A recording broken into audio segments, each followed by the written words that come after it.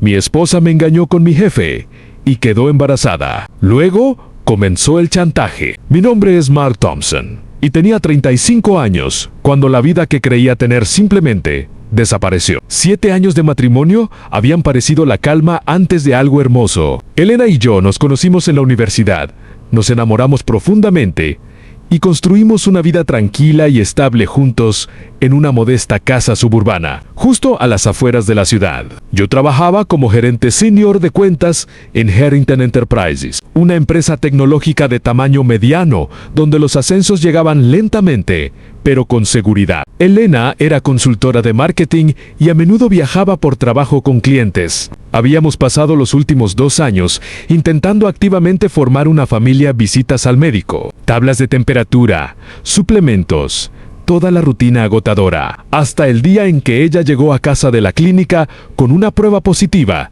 y lágrimas en los ojos. Ese momento se repitió en mi mente durante semanas. La forma en que le temblaban las manos al colocar la imagen de ultrasonido sobre la encimera de la cocina en gemelos a 2 diminutos latidos ya visibles en la impresión granulada en blanco y negro. Recuerdo haberme arrodillado ahí mismo en el suelo de baldosas, apoyando la frente contra su vientre, susurrando promesas sobre un futuro que de repente veía con tanta claridad, columpios en el patio trasero, vacaciones familiares, cuentos para dormir leídos en la misma mecedora que mi propio padre había usado. Ese fin de semana pintamos la habitación del bebé de un suave verde salvia. Yo armé 2 cunas idénticas mientras Elena ordenaba bodes diminutos por talla. Amigos y compañeros de trabajo enviaron regalos. Mi jefe, el mismísimo Richard Harrington, me dio una palmada en la espalda en la sala de descanso de la oficina y prometió un generoso paquete de licencia de paternidad. Todo parecía alineado, bendecido, perfecto. Pero la perfección tiene la costumbre de romperse cuando menos lo esperas. Los cambios comenzaron pequeños, casi imperceptibles al principio. Elena empezó a quedarse hasta tarde en cenas con clientes 3 o 4 noches por semana. Su teléfono, que antes dejaba descuidadamente sobre la mesa de centro, ahora la acompañaba a todas partes y siempre estaba boca abajo. Se volvió distante en las conversaciones sobre nombres de bebé, cambiando de tema cada vez que mencionaba planes futuros que nos involucraran a ambos. Me dije a mí mismo que eran las hormonas del embarazo, el estrés de llevar gemelos, el miedo natural que sienten todos los futuros padres. Redoblé mi apoyo,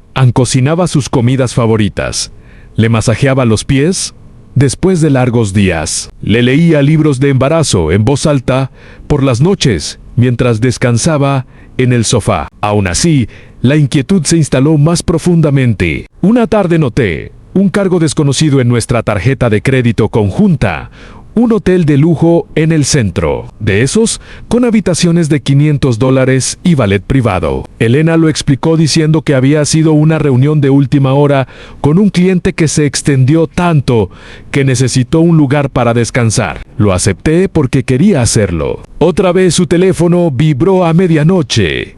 Mientras dormía, miré la pantalla antes de que se despertara y lo silenciara. La vista previa mostraba una sola línea de un contacto guardado. Solo como era mi estómago se apretó, pero reprimí el sentimiento. La sospecha parecía una traición de mi parte, no de ella. El verdadero cambio ocurrió alrededor del 4.º mes. El vientre de Elena ya empezaba a notarse y comenzó a usar blusas holgadas para ocultarlo en el trabajo. Canceló 2 veces seguidas nuestras citas semanales para ver el ultrasonido, alegando que el médico había reprogramado. Cuando ofrecí llevarla yo mismo, insistió en que prefería ir sola para evitar el estrés del tráfico. Una noche la esperé despierto hasta las 2 de la mañana, caminando por la sala, mientras las imágenes de ultrasonido de visitas anteriores me miraban desde la puerta del refrigerador. Cuando finalmente entró por la puerta principal, con el cabello ligeramente desarreglado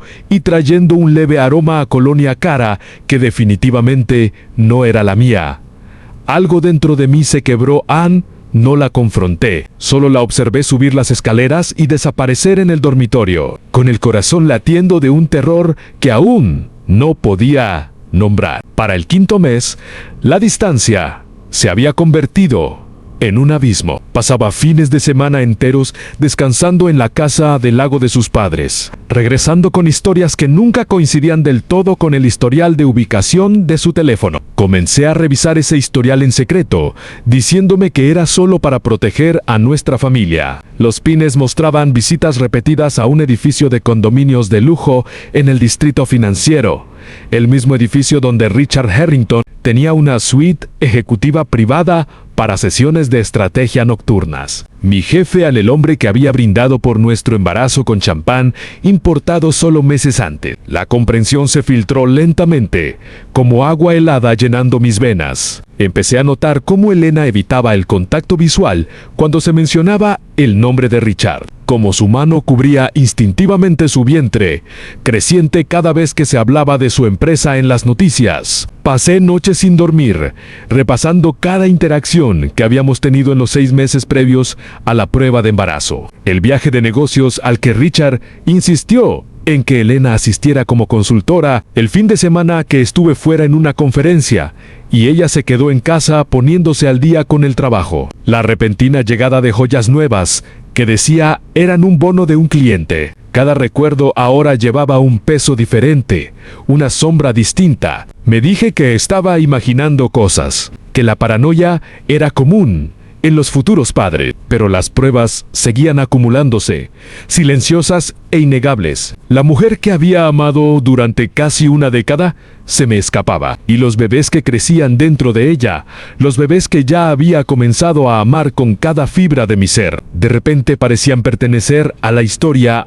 de otra persona. Esa fue la noche en que decidí dejar de fingir. Me senté en la sala oscura hasta el amanecer, mirando las 2 cunas vacías al otro lado del pasillo.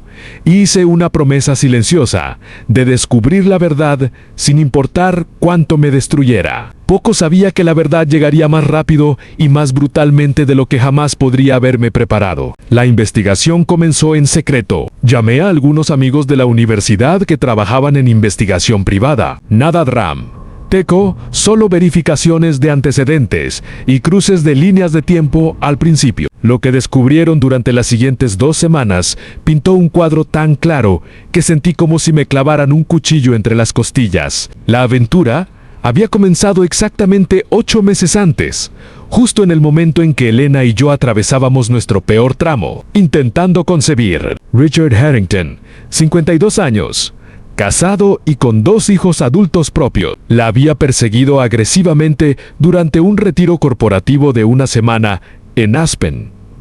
Registros de hotel, recibos de tarjeta de crédito y fotos discretas de las cámaras de seguridad del edificio lo confirmaron todo. Llegadas tarde en la noche, salidas temprano en la mañana, pedidos de servicio a la habitación para 2. La línea de tiempo de la concepción encajaba perfectamente. El especialista en fertilidad que habíamos visto juntos había señalado la ventana exacta. Según los niveles hormonales de Elena en esas fechas, coincidían precisamente con las noches en que ella decía estar trabajando hasta tarde en la suite de Richard en el centro. Obtuve una prueba de paternidad prenatal no invasiva a través de un laboratorio discreto que solo requería una muestra de sangre de Elena extra da durante una de sus visitas prenatales rutinarias cuando dejó el vial sin supervisión por 30 segundos. Los resultados llegaron en un sobre blanco sencillo que abrí solo en mi auto en un estacionamiento vacío.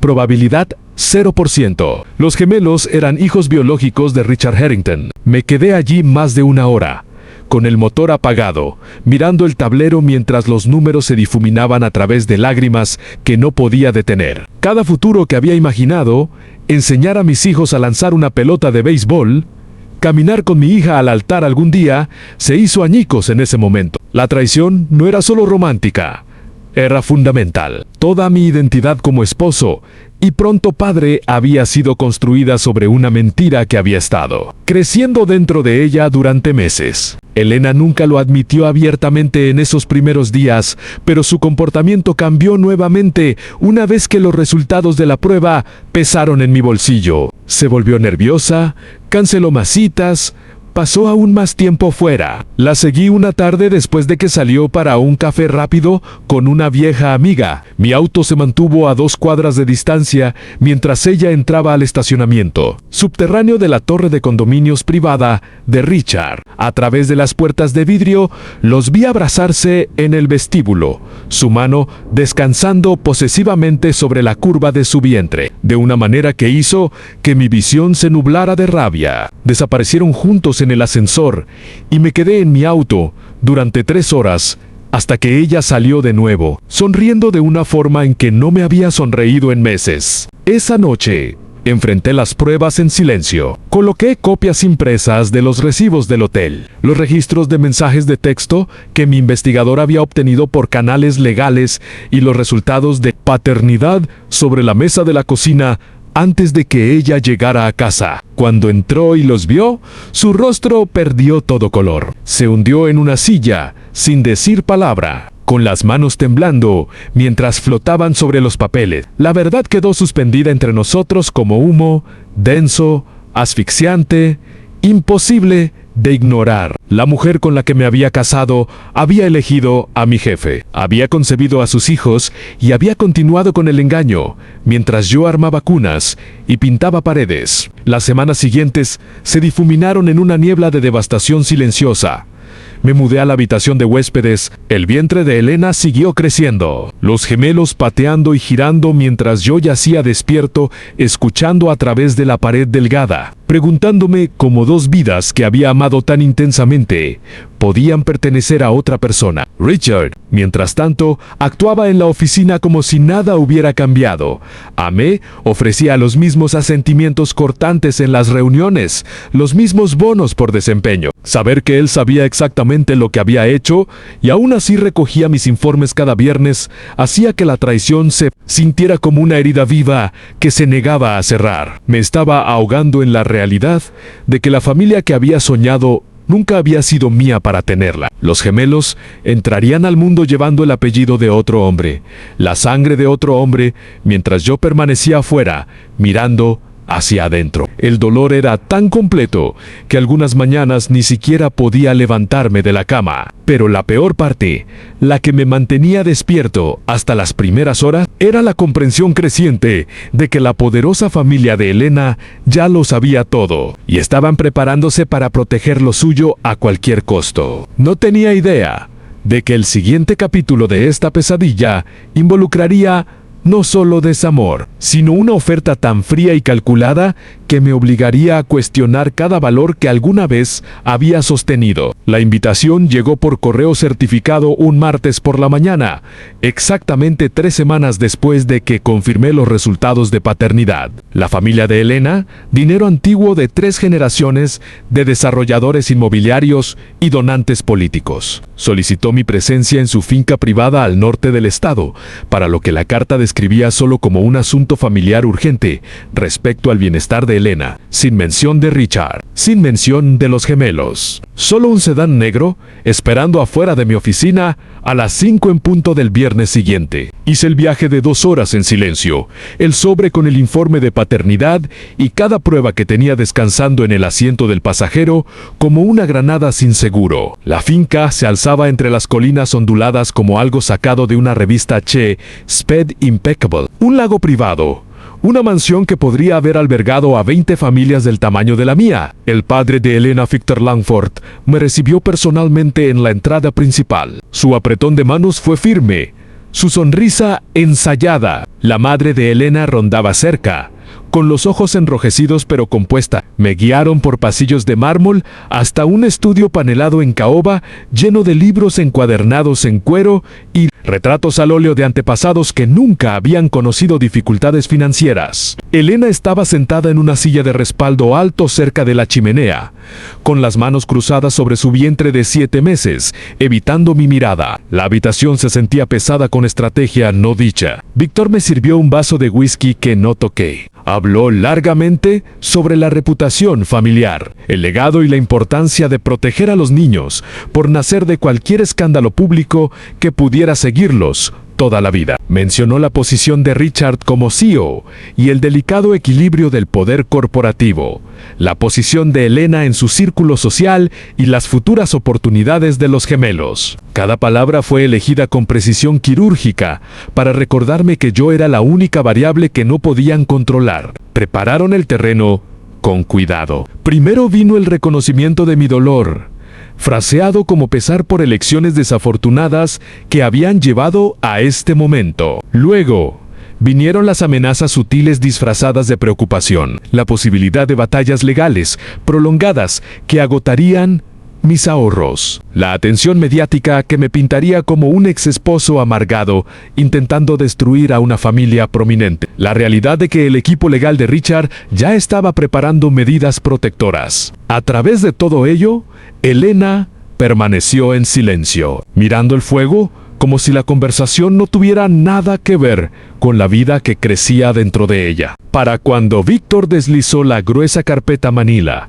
sobre la mesa pulida, yo ya entendía la forma de lo que venía. Dentro había un contrato redactado por los abogados de la familia, 27 páginas de lenguaje hermético. A cambio de firmar, recibiría $4 millones transferidos a una cuenta de mi elección en 48 horas. Aceptaría un divorcio sin oposición finalizado en 60 días. Firmaría un acuerdo de confidencialidad permanente que cubriera cada detalle de la aventura, la paternidad y el embarazo. Renunciaría a cualquier reclamación parental sobre los gemelos y nunca volvería a hablar públicamente ni en privado sobre nada de esto. La carpeta también contenía documentos de custodia pre-redactados nombrando a Richard como padre legal y un acuerdo separado, renunciando a cualquier contacto futuro con Elena o los niños. La habitación quedó mortalmente silenciosa mientras leía cada línea. Mis manos no temblaron. Mi rostro no traicionó la tormenta que rugía dentro de mí. Simplemente absorbí el frío cálculo de su oferta. $4 millones para borrar 7 años de matrimonio y fingir que los gemelos nunca habían sido míos para amarlos. Víctor me observó con la mirada firme de un hombre que había cerrado tratos mucho mayores. Elena finalmente levantó la vista, con los ojos suplicantes de una manera que solo hizo que el cuchillo se hundiera más profundo. El peso de la decisión presionó mi pecho hasta que respirar se sintió opcional. Cerré la carpeta sin firmar. Les dije que necesitaba tiempo para considerarlo. Tiempo que me concedieron a regañadientes con un plazo de 7 días. Mientras conducía lejos de la finca esa noche, con las luces de la mansión empequeñeciéndose en mi espejo retrovisor, la magnitud completa de lo que me pedían se asentó sobre mí como un sudario. No solo estaban comprando mi silencio, estaban comprando mi borrado. Y en algún lugar, en la oscuridad, entre las puertas de la finca y las luces de la ciudad, comprendí que el chantaje apenas comenzaba. 7 días pasaron en un borrón de noches sin dormir y debates internos interminables. Me senté durante horas en la habitación del bebé vacía, rodeado por las cunas que había armado con mis propias manos, mirando las fotos de ultrasonido aún pegadas en la pared. $4 millones representaban más dinero del que podría ganar realísticamente en toda una vida con mi salario actual. Significaba libertad financiera, pagar la casa, iniciar el pequeño negocio de consultoría que siempre había soñado, viajar a lugares que Elena y yo solo habíamos mencionado. También significaba alejarme de cada promesa que había hecho a la mujer que amé y a los niños que ya había comenzado a criar en mi corazón. La alternativa era más fea. Rechazar el dinero desencadenaría todo el peso de la maquinaria legal de los Langford. Ya habían insinuado contrademandas por difamación, posible pérdida de mi empleo a través de la influencia de Richard y una narrativa mediática que me pintaría como inestable y vengativo. Probablemente terminaría quebrado, sin trabajo y humillado públicamente, mientras los gemelos crecían creyendo que Richard era su padre. Los $4 millones se desvanecerían en honorarios legales, y aún así, lo perdería todo. Evalué cada escenario en las horas tranquilas antes del amanecer. Pensé en los primeros pasos de los gemelos, sus primeras palabras, momentos que nunca presenciaría. Pensé en el rostro de Elena la noche que me mostró la prueba de embarazo y cómo ese recuerdo ahora se sentía envenenado. Pensé en Richard, sentado en reuniones de directorio, sabiendo que había tomado tanto a mi esposa como a mi futuro, sin consecuencias. La rabia nunca me abandonó, pero tampoco lo hizo el agotamiento de llevarla solo. El último día, conduje de regreso a la finca solo. El mismo estudio de caoba esperaba, el mismo contrato yacía abierto sobre la mesa.